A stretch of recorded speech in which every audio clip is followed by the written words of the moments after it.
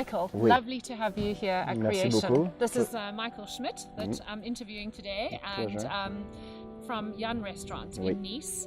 So great to have you here at Creation. It's a pleasure to be here. Thank you for Yeah. welcoming me. Oh, it's a huge pleasure. So you've chosen 3 wines for your Oui, restaurant, I and have. I would like you to first of all tell us how do South African wines, how do we manage, is it good for the customers who come to your restaurant, the guests who come to your restaurant, do they enjoy South African wine? They do, and it's very interesting because the idea is that working at Jan's, being South African chef, everyone is open-minded to welcoming and trying new things, especially newer wines and especially South African wines, because they attach it to the chef. So when they arrive to the restaurant, I want to try something new. So the best idea is to have most of my wine list South African. Fantastic. So there's a lot of innovation that's happening there. Oui, a lot of different things, and people are really changing their mind and being much more open to wines. They used to be, in France, everyone's like, France is wine country, and everyone wants, the Bordeaux, everyone wants the Burgundy, but now everyone wants different wines, different flavors, comes from different places. Why is it so different? And so a lot of new ideas, not a lot of new things happening. And do you find that, for example, it's not so much about wine regions now, it's about flavor profiles and styles and how certain dishes fit together with certain wines because of Jan's creation and how that's going to work in terms of pairing something beautiful? Yeah, it's very different because chef brings a lot of different things to the plate. There's a lot of flavors that are together. When you listen to it, it's very different. It seems that it's not going to work, and then it just brings you so many flavors that the idea is to complement this with wines. Why not complement with South African wines?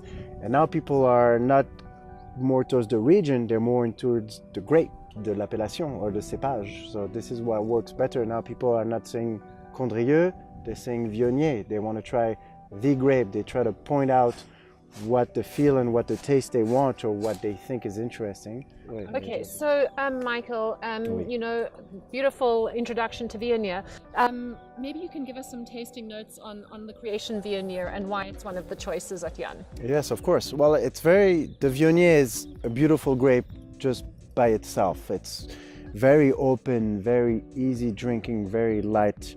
And what I like about this Viognier from Creation is really that flowery, that perfect fresh touch. That's very interesting because chef works a lot with spices and different feelings on the plate, and I think a wine like Viognier is very complementary to the food that is produced because the spices come with that very light flower, very lavender, exactement. It feels like a perfume on its own. Yeah. And what's interesting is really it's clear. You don't need to work something different. You need to have it pure, and that's what's very interesting with this grape. So as a sommelier, I feel like it's something that works with so many different things, and it's so very versatile, huh? Oui, and you get the flower, you get the light peach, the slight pear, and the aroma, and it's once again very pure, and it's beautifully done. And Jean-Claude loves to have it really clean, and that's what you like. You don't like to have something too strong, especially with a Viognier grape. That's what it needs to be. It needs to be that way, and I think exactement that's what you expect from the Viognier. And I think this is very, very, very good, and it's very interesting when you carry it on the pairing, and then I usually don't tell anyone where it's from, and when they try it, they're like, wow, where is it from? And then you're like, okay, it's South African. They're like, oh, okay, what is it? They're kind of Viognier, and they're like, Viognier, and sometimes they don't know. Viognier, what is Viognier? And then you explain, Viognier, Rhone region, Condrieu, and then they make a match to it. Yes. And then they try it, and it evolves in the glass, and the aroma comes in. You have that fresh, and the aroma, it's just really, really nice. Very, very, very nice wine. Fantastic. Well, and now we're going to get onto the reds, Pinot Noir. Wait. So tell me a little bit about this Pinot Noir and why it's one of the choices as well on your menu. Oh, this Pinot Noir is very interesting because it feels like Burgundy, but it's from South Africa. the spices that come at the end of this wine is just what makes it so different. The fruit is there, the fresh style is there, the lighter touch, and then boom, you have that little dark pepperish feeling comes to the end. That just makes it so different. People are like, I love the way you described wow, it.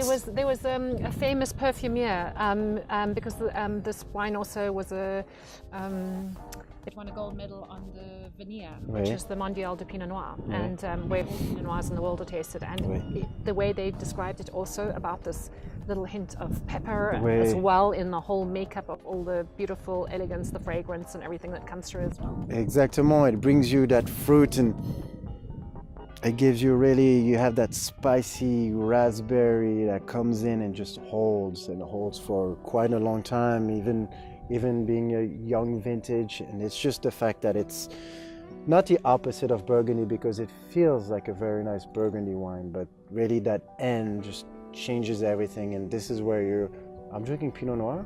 I was like, wow, I feel like something different. No, it's Pinot Noir, South African, spiced, perfect fit. It's not heavy, very easy to drink. Can come with light meat, can come with something a little bit stronger because of that spices that comes to the end. Can go with chocolate, give you a little hint of the spice with the dark chocolate. Very interesting, very beautiful. Well done, very well done. What I think is really great about the wines is that, you know, we call them sly chameleons. Do you know these little creatures that change color? Bien sûr. Caméléon in French. Yeah, because they have lovely freshness, a good freshness to cleanse the palate, and then very elegant fruit, and then nice tannin structures. Because as you said, it's so young, but it has beautiful tannins. Exactement. And now we're going to go on to the Syrah Grenache. Oui. That's also a wine that's very interesting because it's dark. Yeah. It's that dark fruit, Grenache, Syrah. This is, in France, it is that South Rhone region, Vallée du Rhône Mediterranean area where you find that blend of Grenache and Syrah. It's very nice because it has a very smoothness to it when you hit it with the Grenache, and then the Syrah comes back in and gives you again some spices like the Pinot Noir, although I feel like the Pinot Noir has a little bit more of pepper, which is very interesting because usually it's the Syrah that brings you the spices and not the Pinot Noir. But the fact that it has that nice aromatic, really dark caramel, almost coffee style of aroma, very interesting as well, because we work a lot with season. So this is what in France now it is fall, you know, getting to the winter season. So this is when you get the darker meat, you get the different jus that comes in, and this is where this fits in because it blends with the jus. That smoothness again to the Grenache with a little bit of that power of the Syrah that's well blended, it just comes right in and give you that velour type of wine, and with a jus that's a little bit darker with some sweetness to it with the tonka bean, it just makes it a perfect fit. The sweetness is cut with the Syrah, and the Grenache just smooths it out, and it just works with white meat, works with red meat. Beautiful, beautiful wine, nice fruit, and once again, not overly powerful. So that's what's interesting. You're expecting South African to be heavy because everyone expect to have, you know, only sun, no wet. No, it's fresh style, fresh Grenache, fresh Syrah, very nice and smooth, really perfect for fall and winter. Fantastic. Yeah, I mean, this is absolutely, it seems to be the punter and the pros. You know, it's really a gorgeous wine, huh? Just lovely freshness, lovely depth. I have to say, Grenache and Syrah are the grapes that I enjoy the most. I like that power to the wine, that complexity, and this one is just, you have those two. If you do Grenache by yourself or Syrah by yourself, it has very different, and then you mix it together. It just gives you really that smooth from the start to the end. It just holds in your palate. It's there. The aromas are there. It's not overly powerful, and it's just very, very, beautiful very. food wine. Exactement. Yeah. Parfait. We say this is a match made in heaven. Eh oui, I agree. And we're in the Himalanada. Cheers. Thank you. Thank you so much.